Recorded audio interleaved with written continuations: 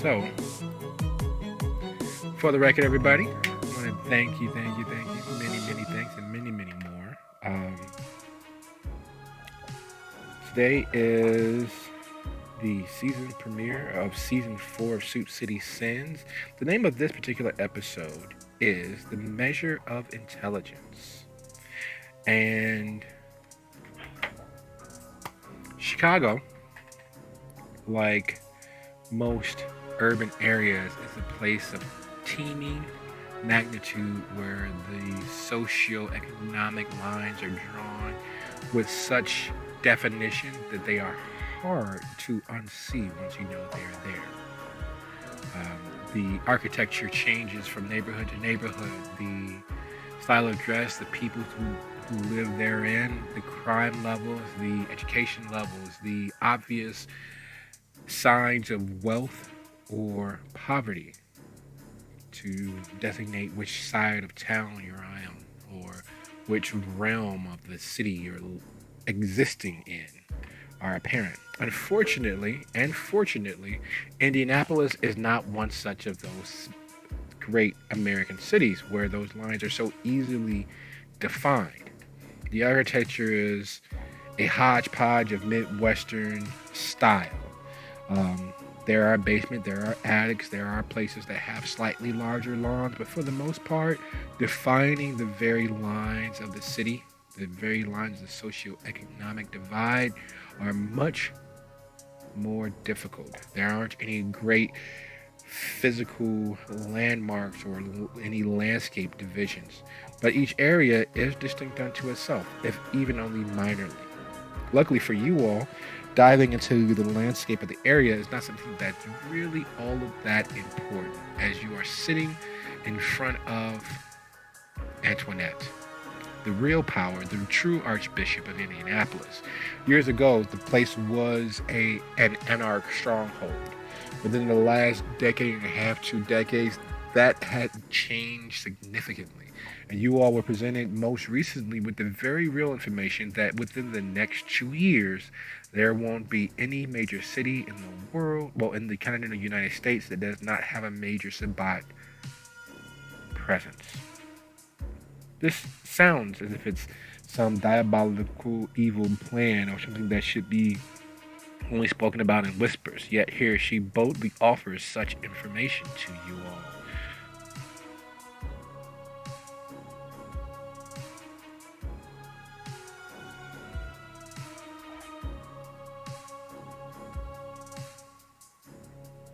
So, my noble road warriors, have you all made up your mind? Is this something that you might do?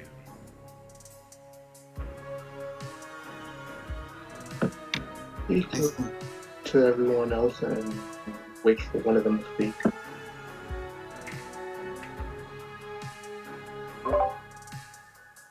Alston speaks up. Perhaps we could be persuaded, so to speak. Perhaps a more lengthy discussion about the terms of service are in order.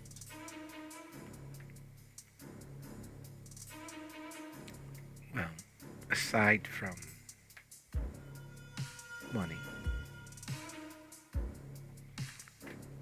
and friendship of a sort, of course, I understand your politics greatly differ than mine. What else might you ask?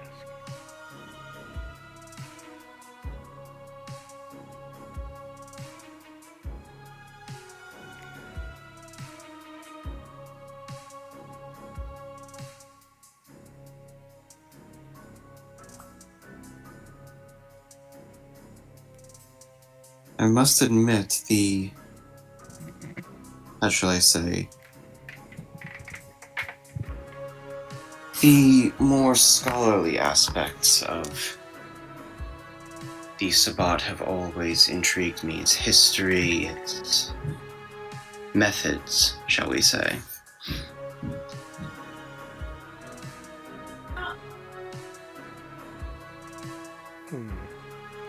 I don't believe our methods are entirely all that different than the others. after all, they're the methods of those that win. Is there something more specific, you might be asking? She looks over the crew as she asks this very specific questions. You all know that at this juncture, usually the mark of your hunt or the person who is entrusting you with delivering one thing or another has usually already named a price or has outlined how much they're willing to give. So far, the only thing that she's offered with any definition is the fact of her friendship and money. She hasn't offered anything else specifically.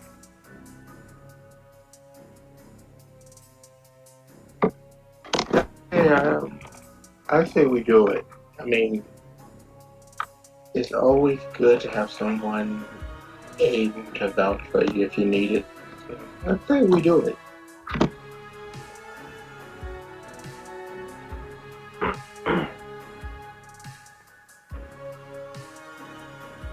Yeah, Dizzy just kind of looks between the rest of her pack, just waiting for somebody to say something. She's kind of rocking on her heels and clenching her fists, trying to not be a smartass.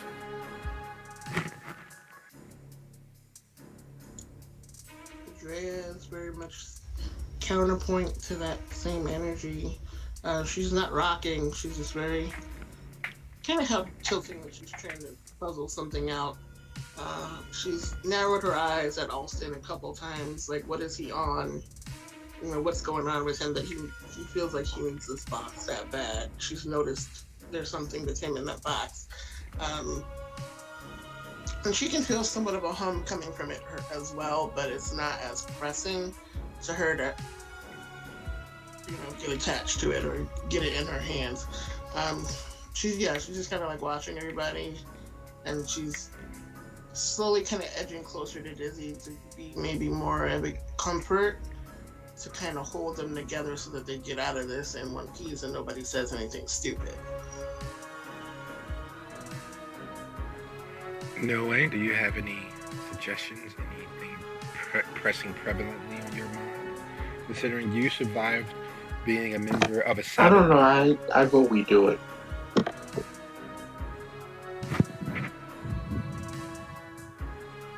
No way. Considering I'm you. probably saying something stupid to myself. So it doesn't count. Okay. All right. Sounds like a plan. Well, you guys have one definitive vote counted, and all told, that's both Alston and Zeke who are saying this is something you all should do. The final decision, of course, rests with everyone. Everyone gets a say.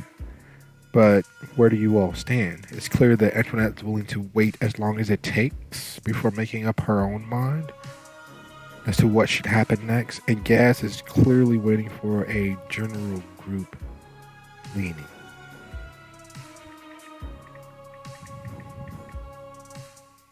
All right. So that being the case, Gas finally says, "Okay, fine. If we're going to do this with everyone's blessing, what do you actually require from us? Who do we get this to, and how will we know this the right person? We know you all have your secret, your call signs, and all of that.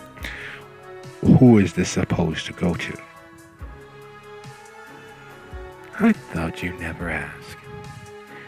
It is a little over 300 or so miles to Winnetka. I am willing to offer each of you roughly $10 a mile for the safe delivery of this box and all that it holds within. There are, of course, security safeguards in place to ensure that it will reach its destination.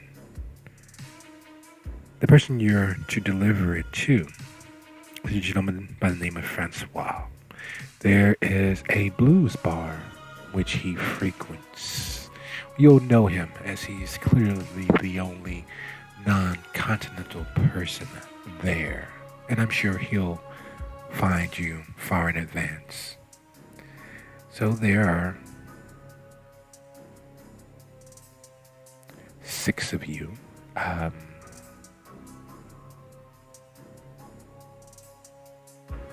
So that's roughly $18,000. And continued friendship when next you pass through Indianapolis. Is this amenable to you all?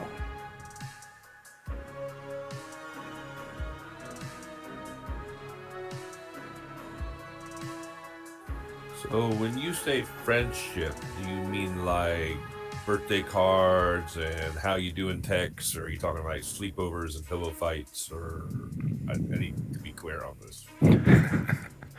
I have not had a sleepover ever. It would be a most enjoyable evening, getting to know each other more definitively.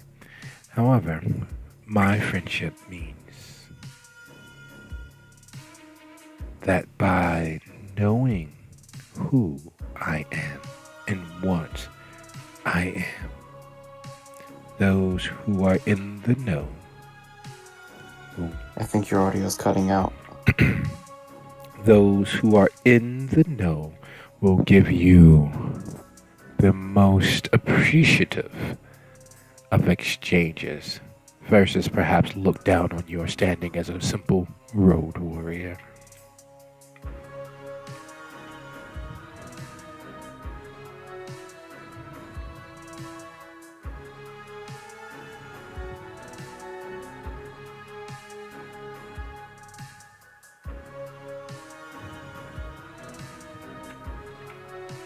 All right, folks. I see that our signal has dropped. Give me a quick second here. Well, give us a quick second here because it seems as if. Can anyone else hear me right now? I can't hear anyone else. I can hear you. Yeah, I can hear you. Can you all hear me? Now I hear No, not you. so. Yeah, not till just now. I saw you lighten up, but there was nothing. Okay. Because I did see that it just dropped down to red in voice connect. So, just a quick recap. She says that she's never had a sleepover before. She'd love to try that with you, but knowing her name and being able to use her title with the right people means that they'll extend a bit of hospitality that may not be normally possible.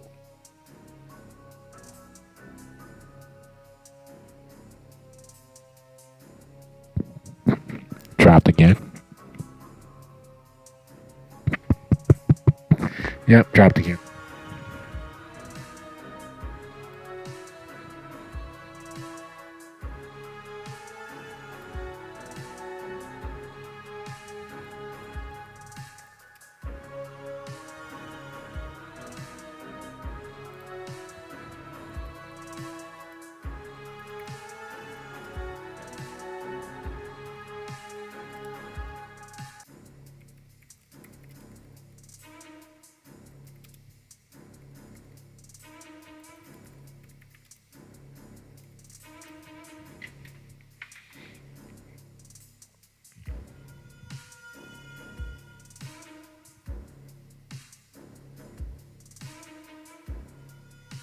All right, there we go. It's showing the signal is back, or at least a little stronger. Does anyone else hear me? So were you having trouble hearing us? Yes, I was. Okay. Now I understand. All right, so the general consensus for the group is that you guys are going to take the box to Winnetka? Yes. All right. So, moving along before our signal drops once more, you all load up, and one of the many things that you all find out about the box is that when you attempt to lift or turn or touch the lock, there is a small jolt of electricity that plays along your skin based on the strength you apply.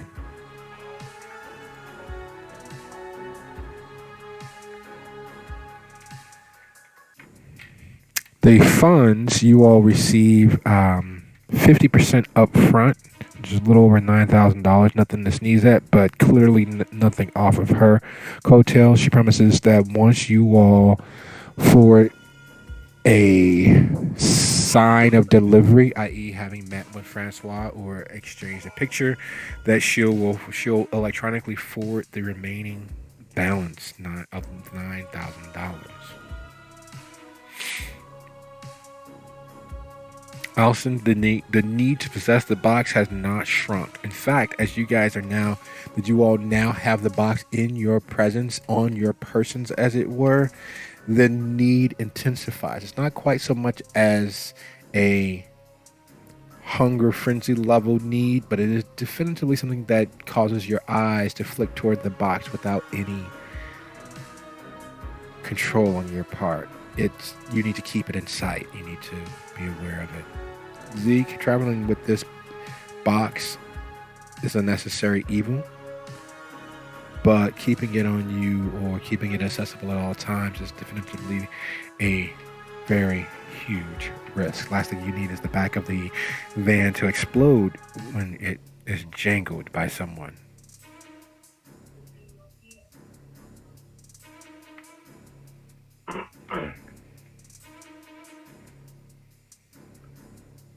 I probably having a conversation with myself, saying, no, it's not gonna get dropped.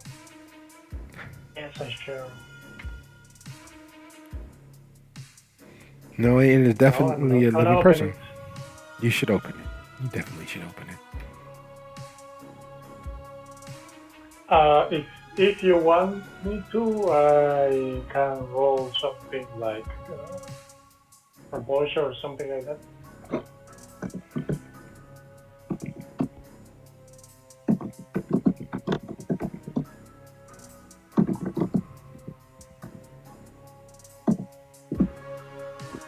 Okay. Go ahead, give it a resolve composure roll for me. Okay. Someone actually holding the box, or we just have it in the van, or It's sitting on the nice, lovely, softly carpeted floor between you all, but it definitely is a presence in its own right. Being this close to you all, you can feel an increased heat. Your skin's not quite sweating, but it definitely is a sort that would make you feel as if you're in a subtropical area instead of in the Midwest. 2 successes. I see. Very nicely done. You are able to maintain your composure, but you still have that need. There's still a voice that's saying whatever's in that box, whoever's in that box, could be a welcome addition to your crew. They could be healthy. They helpful. They could keep watch. They can, watch over you guys while you slept during the day. They might be able to even help you with Google Maps because Zeke clearly has no idea where he's going.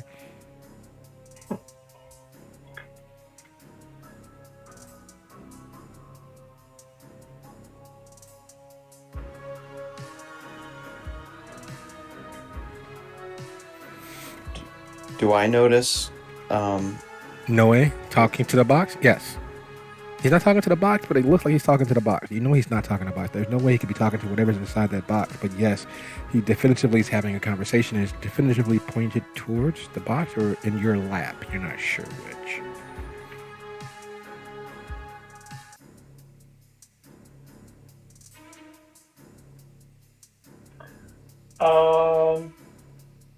Mechanical question. For share the senses, you don't need eye contact, you just need to be close to the person, right? Yes, you can share the senses without touch.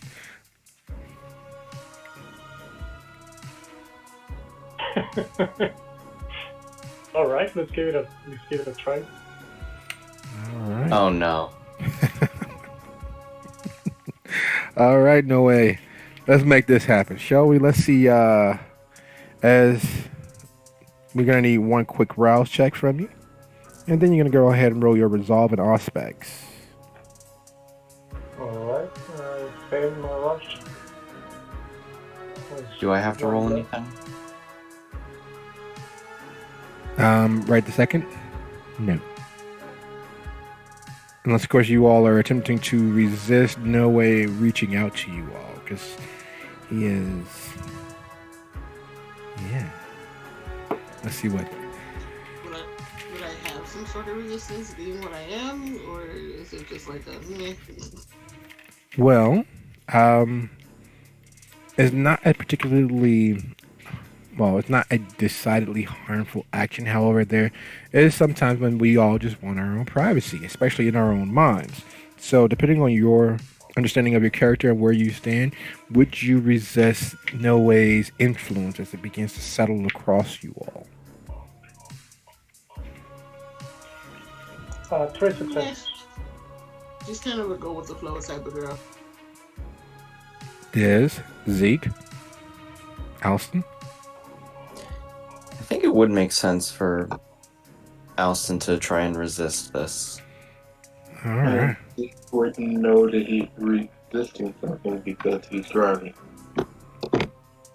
Well, it's like walking into someone's perfume cloud. You kind of catch that first whiff and you might dodge or fan it away. That's kind of what you feel happening in the van as you guys are driving northwest of Indianapolis, making your way across the state.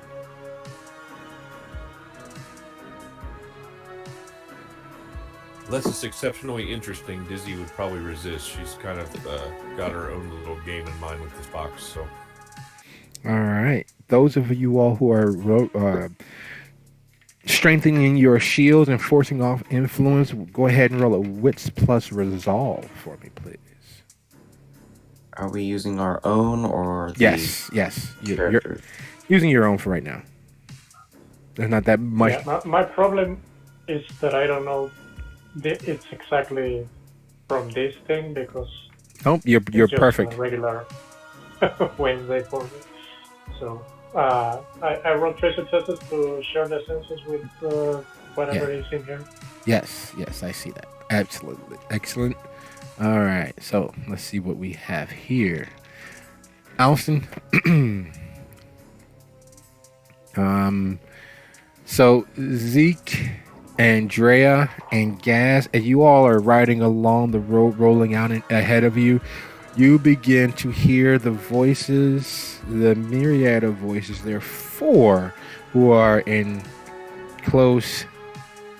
too close speaking distance of you, and they're regaling you with the fact that whoever's in that box could be very helpful to your present situation. They could be a daytime lookout. They can help with Google Maps and plotting the course, because it's clear that Zeke has no idea where he's going. There is the fact that they could potentially help with if there's a flat tire and lifting the van up. Whoever's in that box could be very, very helpful, and the only way to find out for sure is to open it and let them out.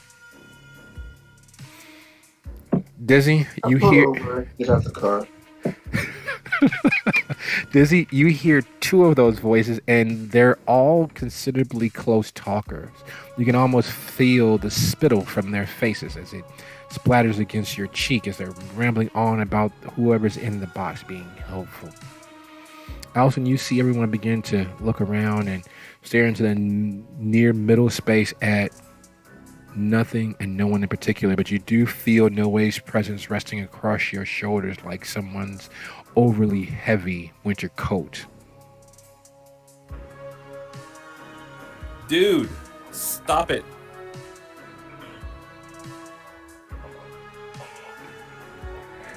And then Zeke whips the van to a stop, causing near whiplash as he hops out.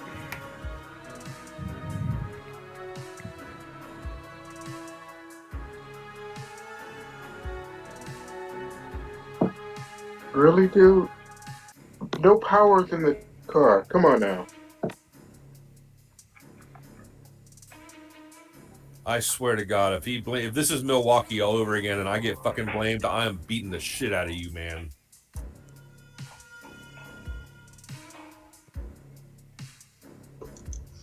There's just nothing. She's just laughing, hysterically laughing. You know, whoever's in that box could have definitively parked the car better than Zeke just did. We're halfway in the road. Look at this shit. Our back end is out. We could get clipped by a 16-wheeler. Definitely watch the maps better. Where are we? In the middle of a cornfield? Why is there a town over there? There's no town out here. No way. Are you going to pull back into yourself, or are you going to keep allowing your conversations to spill all over the van? Uh, And there really is a city over there, just across the cornfield. I probably don't know this is happening, so it's like just do, just anybody can drive a freaking van. It's nothing to worry about. Let me try it. Yeah, I think I can do it. Yeah, you should. Maybe with a little help from the person in the box. They definitely can help us. Think about it. If Zeke can do it, then anyone can do it. If Alson can do it, then anyone can do it. I'm sure that you can do it. What's the worst can happen? It's not like we have a flat tire. Oh, wait, we do have a flat tire. I'm gonna drive the van just like a couple of meters to check if there's no flat tire. No, really, there is So guys, there really is a flat tire. Not that it was.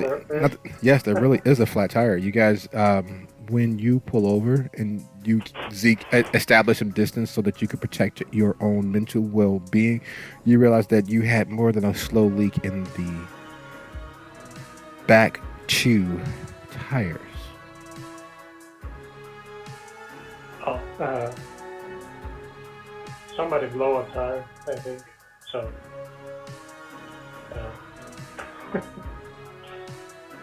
I think we should check that out. How do you know about the tires? You are in the freaking box. No, it's not you, it's him. Or whichever.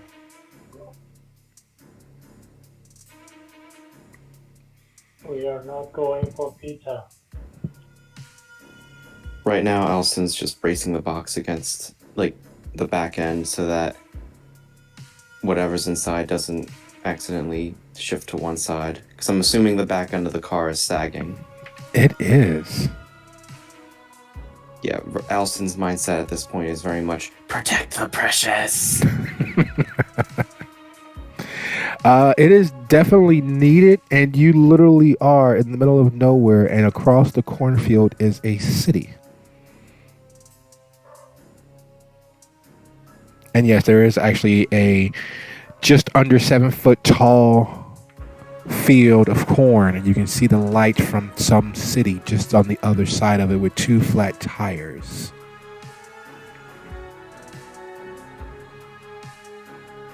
Right. So I put my head back in the van and just so either we have a Bruja with us that can function as a tire, or we need to probably try to find some place to fix them. I find that pretty fucking offensive, dude. Well, you have strength and you're fast. I mean, we can change one tire. And then the rest of us will just sit in here and have a conversation with a freaking box.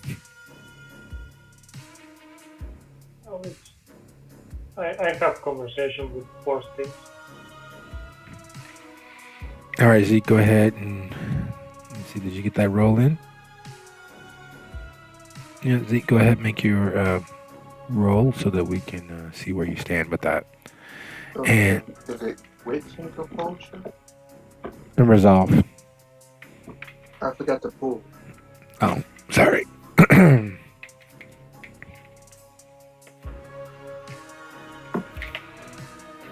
you hear me? Yeah, I hear you. Give me one quick second. Bringing up the pool. I danced away from my cheat sheet. It was wits and resolve, if I recall correctly. You are absolutely correct. Yeah, that's what we do.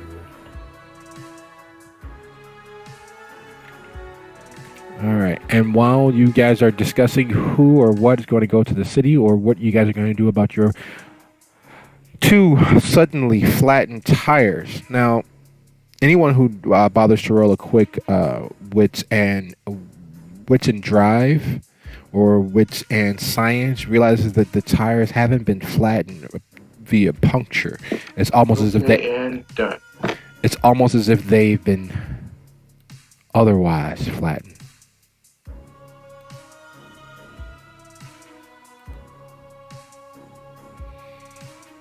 Zeke, by the way, Zeke, by the way, this is your baby that is suddenly in need of two casts. Its shoes are destroyed.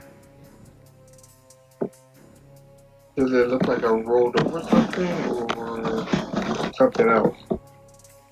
Well, considering they weren't flat just a few minutes ago, a few hours ago, as you guys were leaving Indianapolis, they should have been fine. You didn't hear any loud pops. You didn't roll over anything, but they are completely flattened.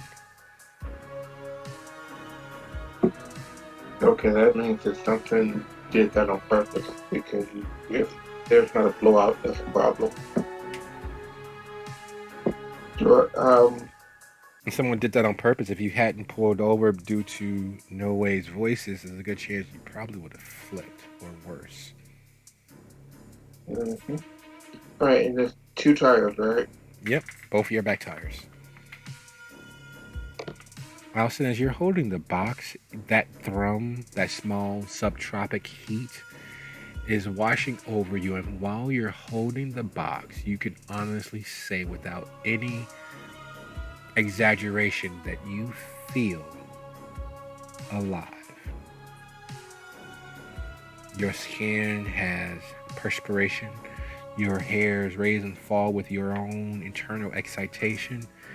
You can almost feel yourself beginning to breathe without you having roused the blood to give yourself the semblance of a blush of life. You feel your eyes adjusting to the light of their own volition. It hampers your typical easy to use night vision from being a kindred. However, it is a little exciting being able to have these sensations without any blood use, without rousing the demon in your blood to seem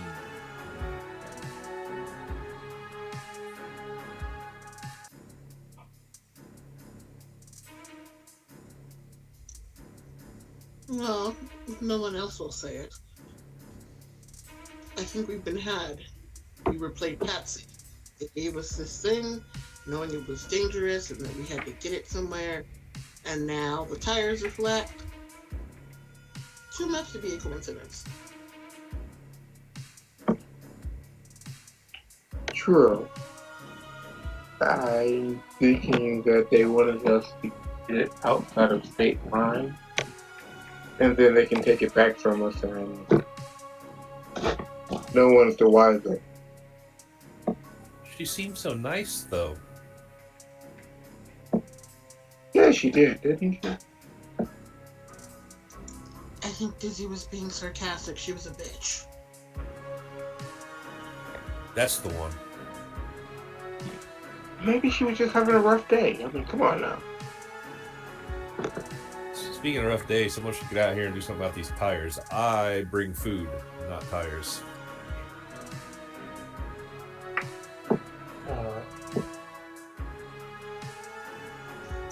Maybe we can hide the box first.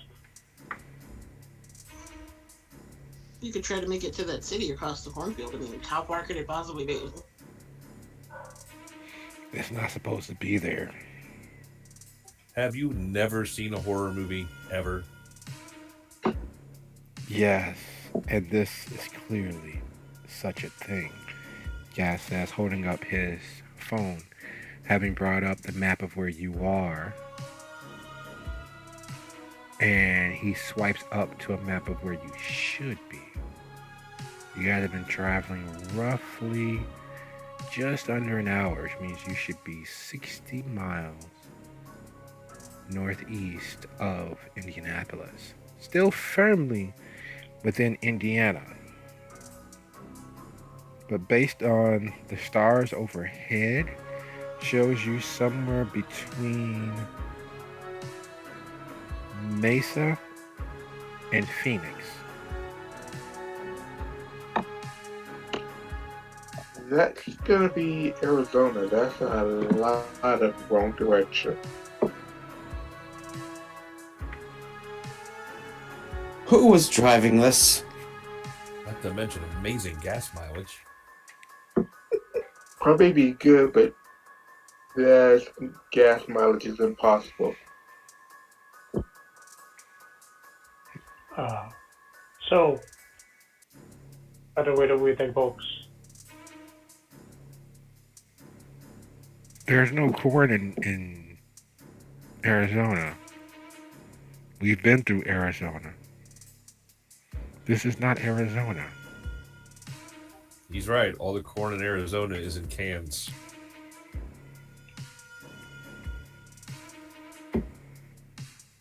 Okay, so we got two choices. Either A, take the box. There's no reality where we leave it. Take the box and go to the city. Or B, take the box and try to figure out any the other cardinal directions to walk into. Well, if we are like hundreds of miles of road, I think that if we are moving, the best thing is move together and bring the box with us. No, we have to follow the rules for every horror movie. We should split up, gang. Please, nobody get naked. You will be the first one to go.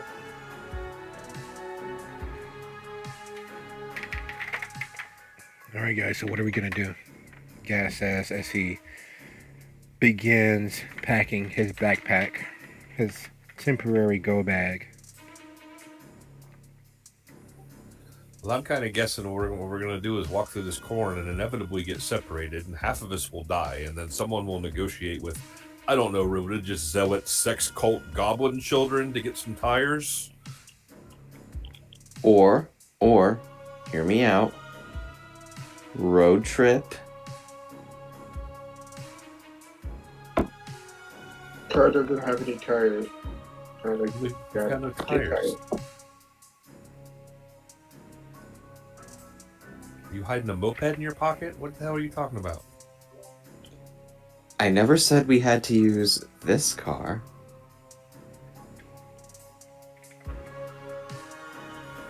I don't see another car. Well, if we're patient, another one will come by soon enough. And then we just, beat whoever it is within an inch of their life, possibly train them for all they've got, take their car, and we'll be on our merry way. Whoa. Okay, so that's Not before that. I mean, we can be good. We can be neighborly. Just ask for a ride. Excuse me, sir. We know it's the middle of the night and there are like 7 of us, but can you drive us to the nearest town that doesn't actually exist? No, dude. Just if you stand near the road and make them stop, I'm sure I can make some arrangements, and they will be glad to take us. Well, sweetie, if there's a car, I can stop it. Don't worry about that. And as you all lay plans of what is to become of you all and what route you're going to take, hundreds of miles from where you are, the van, which is actually a moving truck that comes to a stop finally after the evening's travel. You feel it rock to a stop, Alex, and your conversation with Carlisle has reached its inevitable temporary end. As the truck eases into whatever stop it is making, you're sure that you are no longer in Chicago. The very air smells different. It's a little cleaner, but you feel dirtier because of it. He raises the back gate and asks you, so you want to help with the state ones or the dead ones?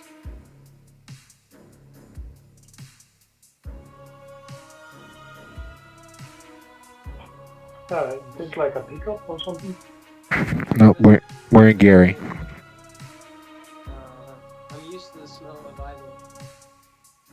Alright, well, you grab the crate closest to you and drag it to the lip. We got cranes inside. It's better than having to carry the whole thing. People leak for some strange reason when they die. It's an annoying mess. And he does exactly as he suggests you to. He walks to the end, slides the huge moving crate of staked kindreds to the very lip of the back gate and hops down and slides it all the way to the edge. And yes, there are clearly 10 staked beings inside the crate that he just slid, stacked up like kindling.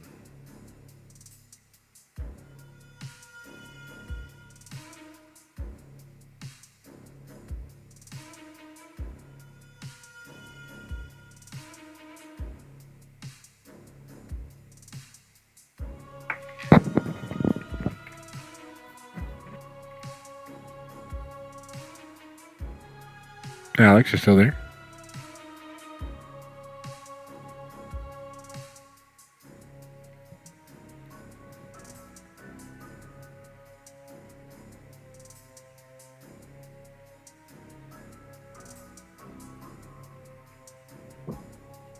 That's gonna be a problem. Yep, Alex, you're out. Sound's gone.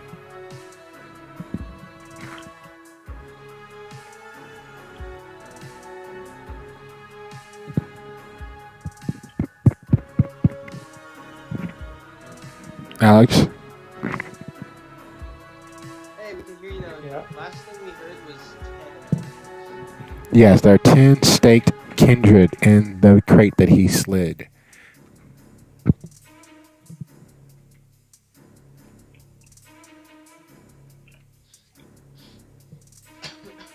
Alright, so I'm gonna take the crate with the dead and move it over to where I'm supposed to.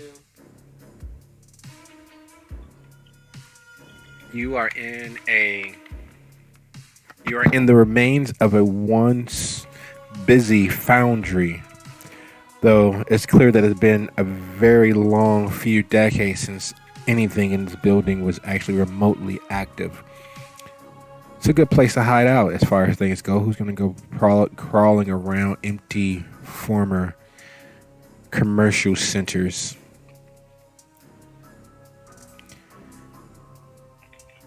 There aren't any actual doors on the building. It's more a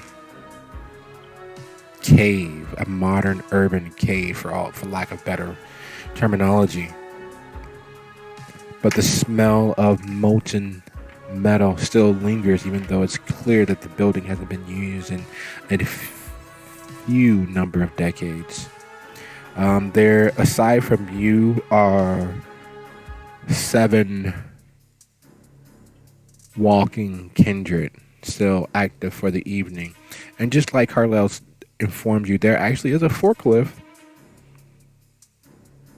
And one of the kindred begin heading over to start it up and bring it near. The rest of the building is encapsulated in shadow. There is clearly some activity here, just none of its original usage.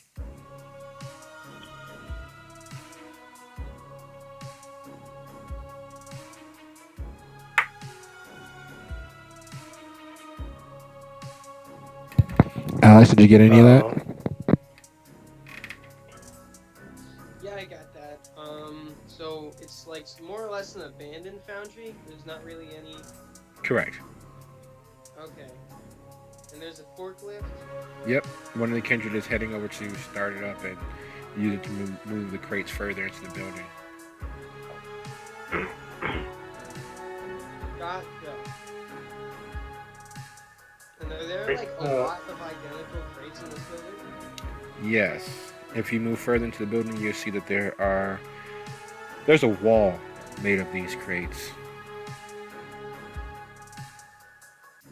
They're all clearly marked. They're just next to the wall are several palletfuls of empty such crates. Some of them with the remains of blood splattering across their bottom. Some look as if they've been out in the rain for God knows how long. They're soggy and still look a little moist. But there are a wall of these crates stacked one atop the other.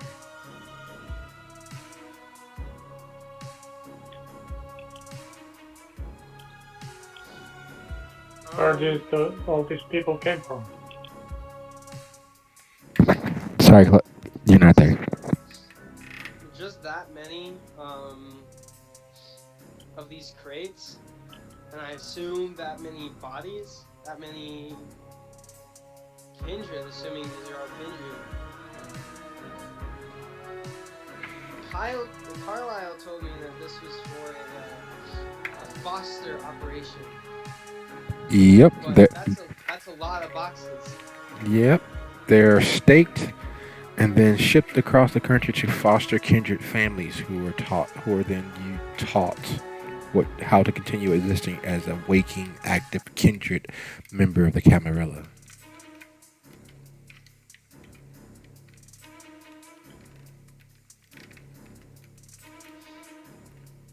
I see.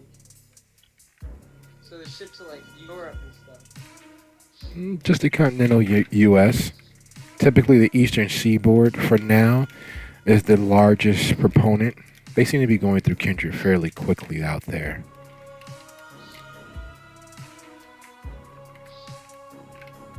Why would an operation like this even exist? Who's looking to foster kindred? You'd be surprised when kindred create children without permission and they reach out to Modius. He arranges places for their kindred to go or for other people to take responsibility for them. It's a good way to gain and use boons across clan lines. You'd be surprised how many times the Toreador accidentally create, or how many times the rabble create children out of anger, or how many times the Nosferatu create children as a punishment for a kind's actions. We can be particularly vile when it comes to such things. And Modius provides a service that keeps that shame of that vileness from actually touching. And the Camarilla knows about this operation, or Not officially. not officially? There's no secret like an open secret. Those who are in the know usually use Modius as a service to gain the upper hand on a rival or to use as leverage. You should know all this. You Toreador are the spy masters that run all of these secret shit. Your sire really hasn't told you any of this. I'm kind of new here. You said that, but Modius wasted a lot of money and a lot of effort tracking down your sire to bring him into the fold. So I don't know, you guys do shit backwards. Fucking roses. My sire? Yeah, the African. Wait, he is your sire, right?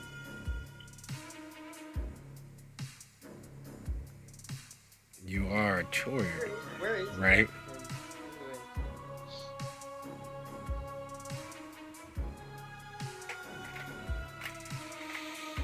Anyway.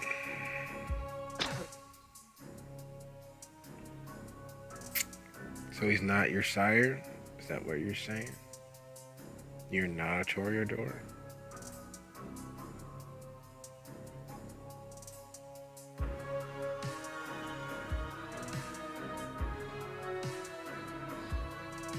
Well, where is he?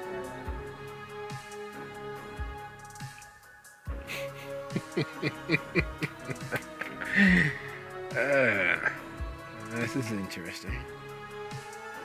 Give me a second. takes a step back, pulls out his phone, and dials a number.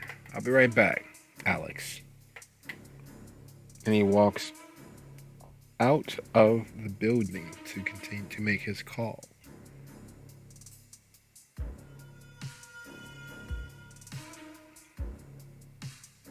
While he's walking away to make his call, is there anything you would like to do? I'm gonna try to stealthily follow him and eavesdrop.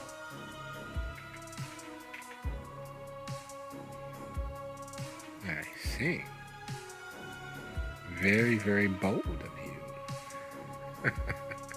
All right, dexterity and stealth.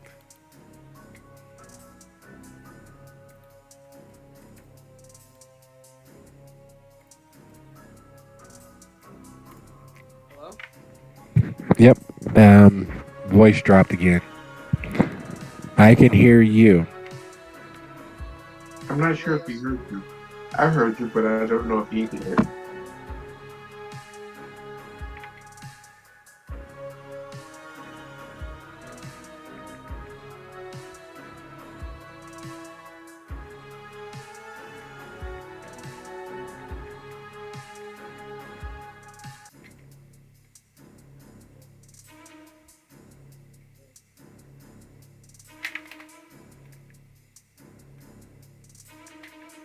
All right, there we go. The signal's back up. I'm not sure why it is so hectic tonight. I do apologize for the technical difficulties. Not that I can control them, but if you be so kind as to go ahead and roll your dexterity and stealth. Would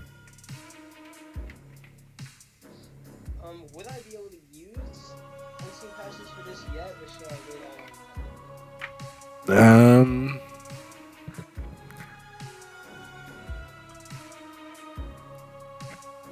You know what? Yeah, let's give it a shot. Let's see if you can pull up Unseen Passage. Let me take a quick look at my cheat sheet here. Hello? Yeah.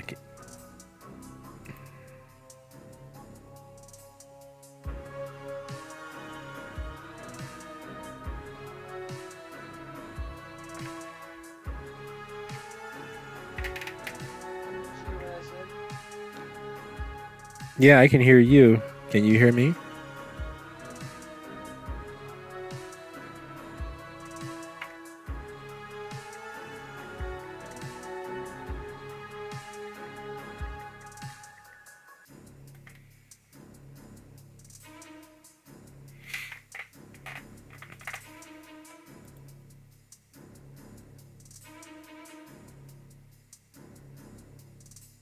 Storyteller, are you there? Because we can't hear you.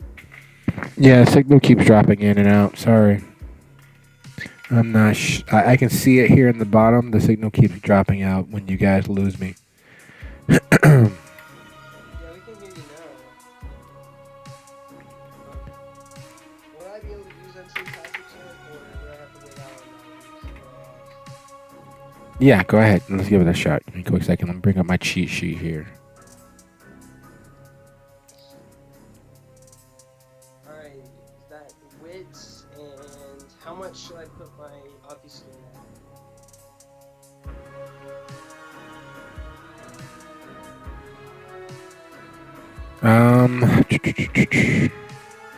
Give me one quick second here, because it is inflation plus what passes skies. Which go ahead, roll your dexterity and stealth, and we'll count the total of your obfuscate.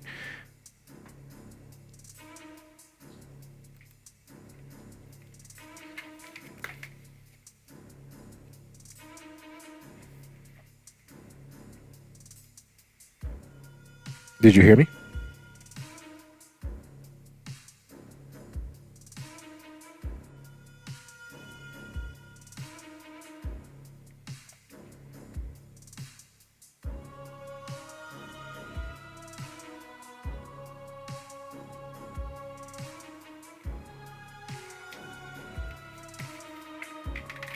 All right. So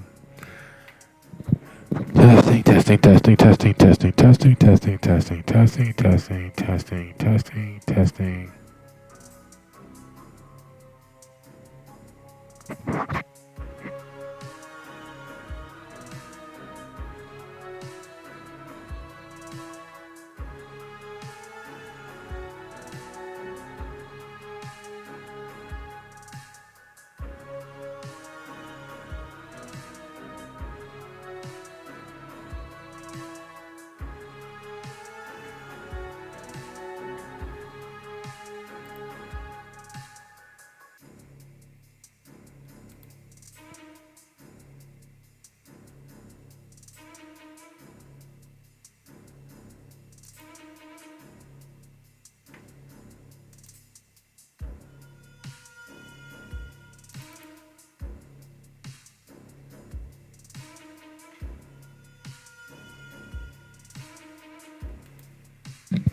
Testing, testing, testing, testing, testing, testing, testing.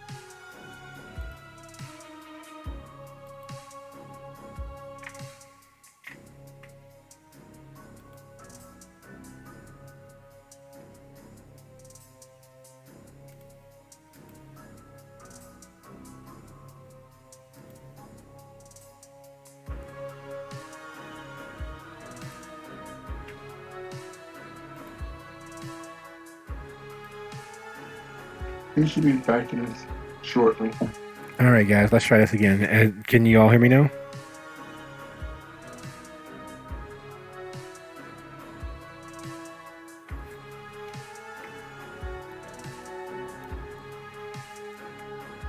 Hi, folks. Can you hear me? Clyde, I see you lit up, but I don't hear anything.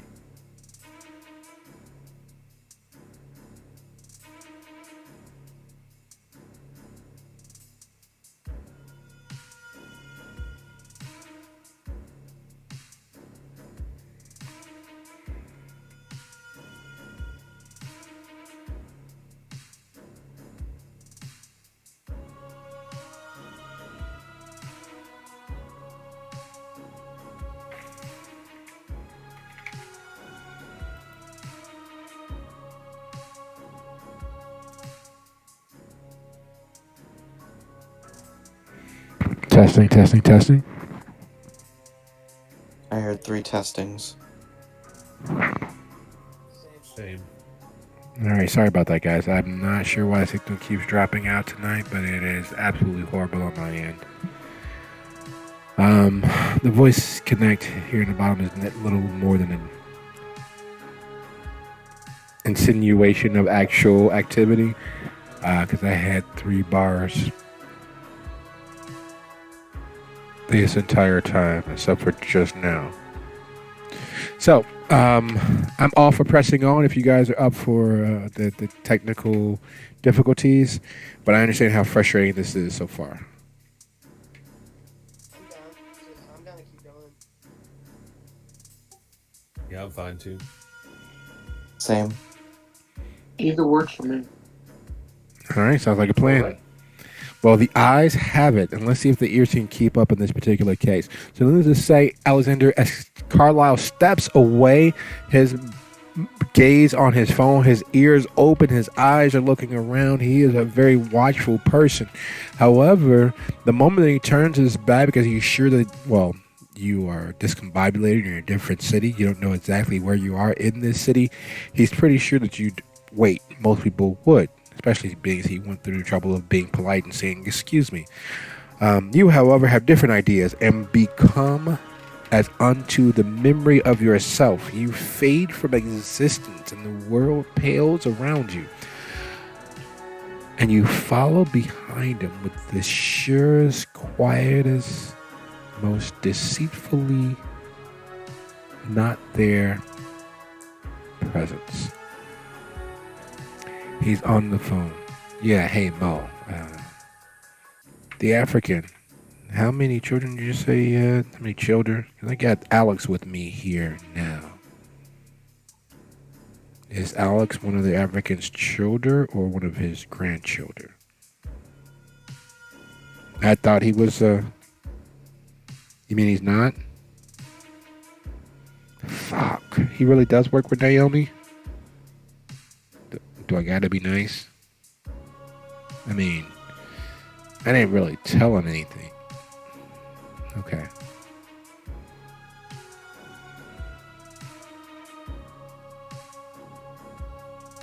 All right. You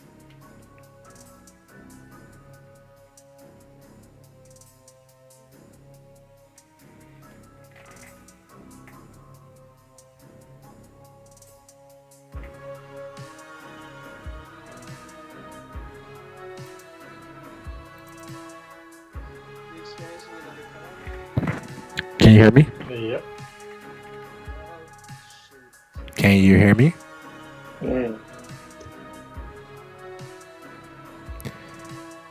And as he steps away, making his call, you hear all of those details.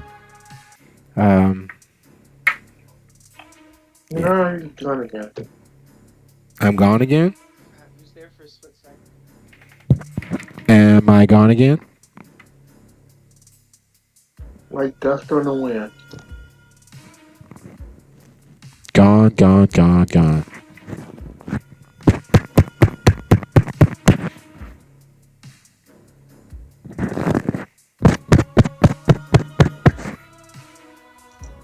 I know it's quicker to speak, but maybe you can just try typing for a while and see if it clears up later on in the game.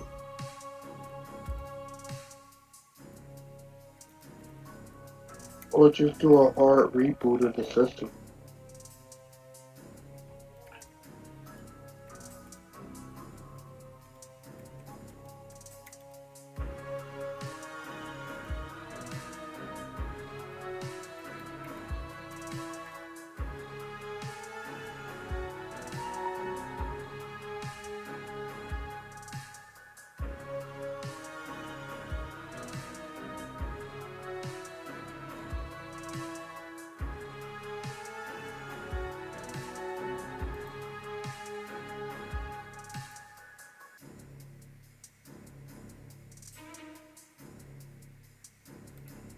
Hold.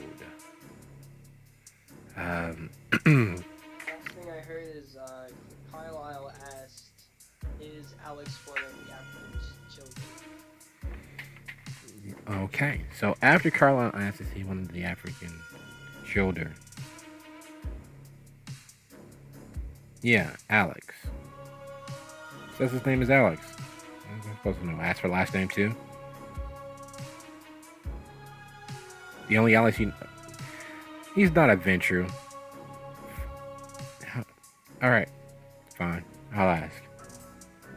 Yes, I'll be nice. No, I won't make you look bad. No, I didn't tell him anything.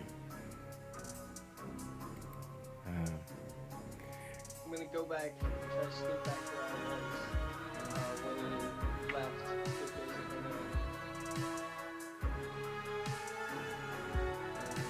He comes wheeling back, phone slipped immediately away.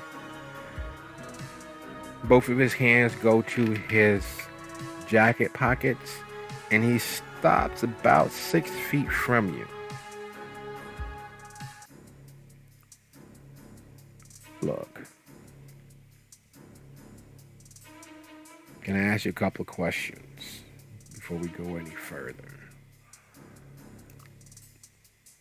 If you're alright with a quick pro quo. Doesn't quite work that way. You potentially self-kidnapped yourself here, and I was laboring under the wrong assumptions. So, if you're honest, this doesn't have to be anything more than a misunderstanding. If you're not, I swear to God, you'll find out why I was a successful anarch for as long as I was.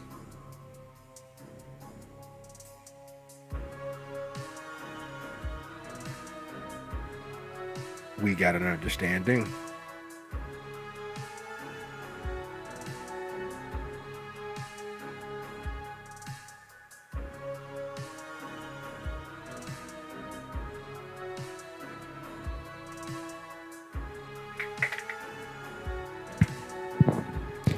Can anybody hear me? Yes. Yep.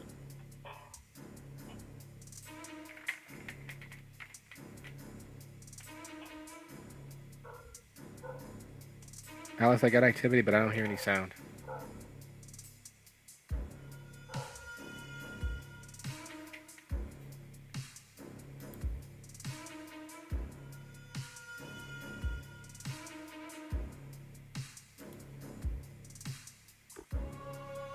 Honestly, drunk. Yeah, seems to be going around tonight. Sorry for the tech.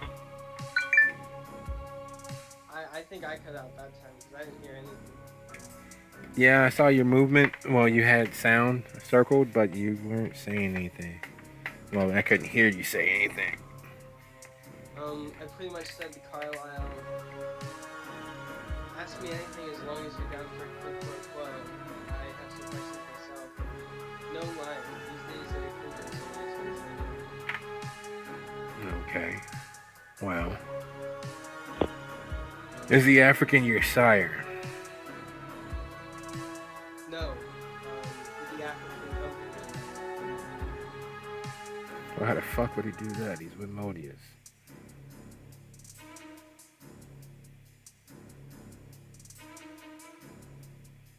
Alright, your turn.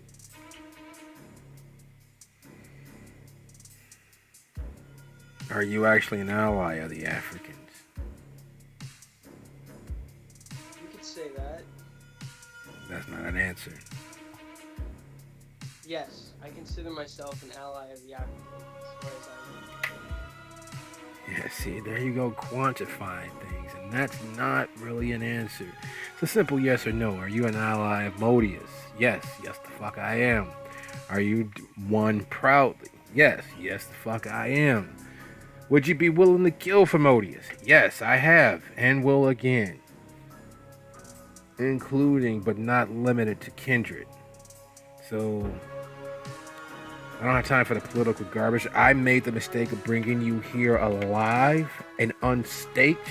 And so to cover my ass and fulfill my ties to my coterie member, to my coterie mate, I'm very willing to do some grievous harm to you. I don't have time for games. I have no patience for it. That's the Toreador's thing. I have fought with the African, and I have respect for the African. The African has... We've fought with each other, and we've been operating together lately, and we still are. Where are Modius and the African? Well, in Chicago. Or exactly how the fuck should I know I'm here with you? I'm a little angry right now because there's no way I should have made this stupid mistake. Nor should I have left you awake or alive, but I've been doing this trip by myself a very long time, and that back of that truck is a pain in the ass. So, sharing a lot of information with you, Alex. You need to give me a reason why you won't go running off at the mouth to anyone.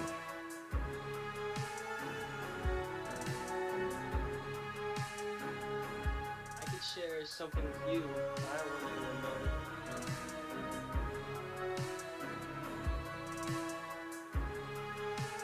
knowing. What's that?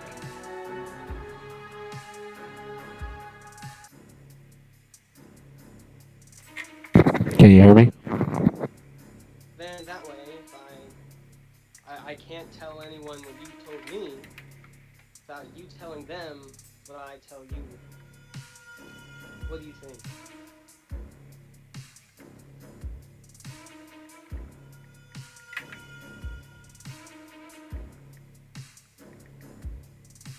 Hello? Yeah, can you hear me?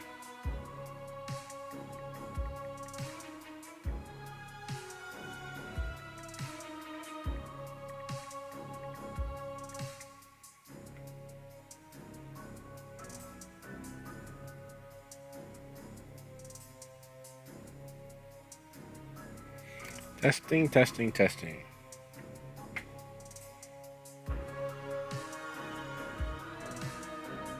Testing, testing, testing.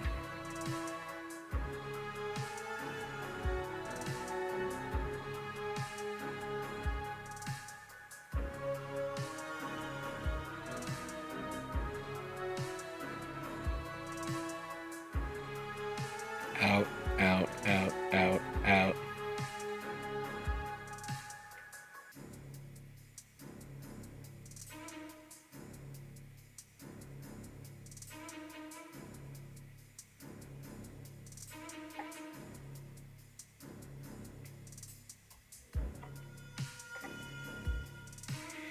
Hey guys, can you hear me here?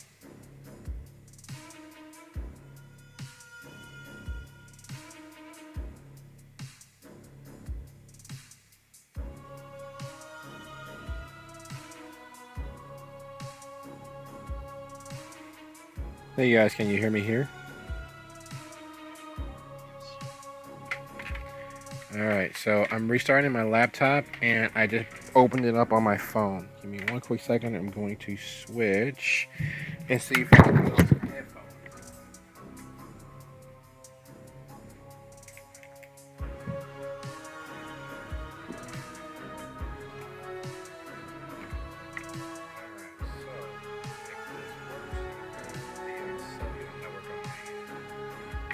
How's the volume on you guys? Can you hear me clearly?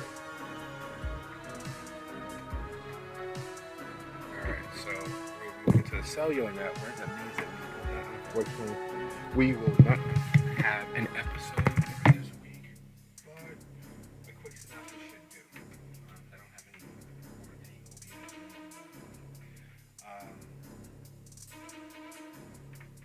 Alexander Kermit lays out a very understanding that there needs to be some security in regards to any secrets that he shared with you being kept. You all offered an exchange. He's waiting for you to say something else. If you don't give him a secret soon, it is clear that that much vaunted, hot anger will reign in your parade.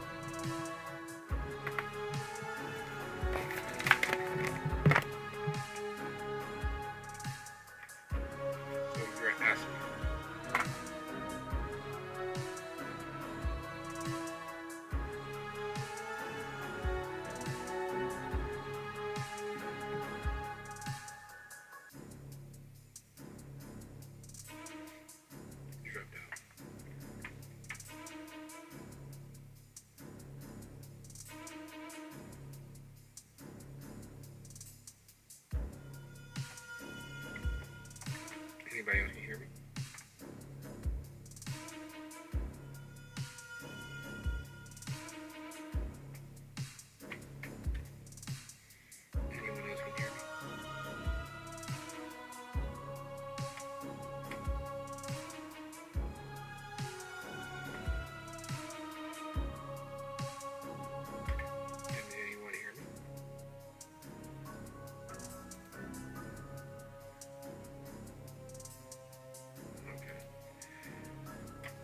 guys, unfortunately, enough is enough, because if it's dropping on the cellular and laptop,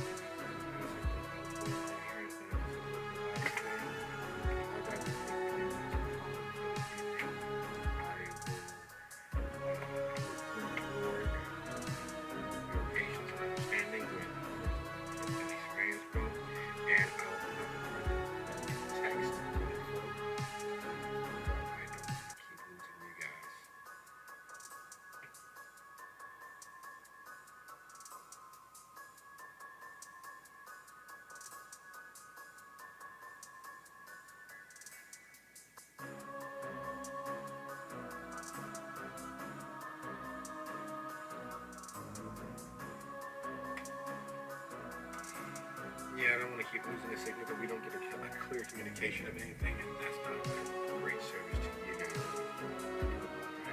But again, I'm going to prompt everybody for the next couple of hours, and the rest of the weekend post, at least the opening scenes, the dive back in, meantime, without any of these issues.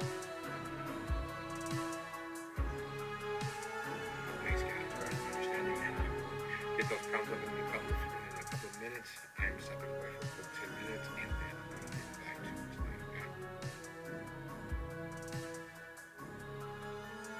Alright, thanks guys.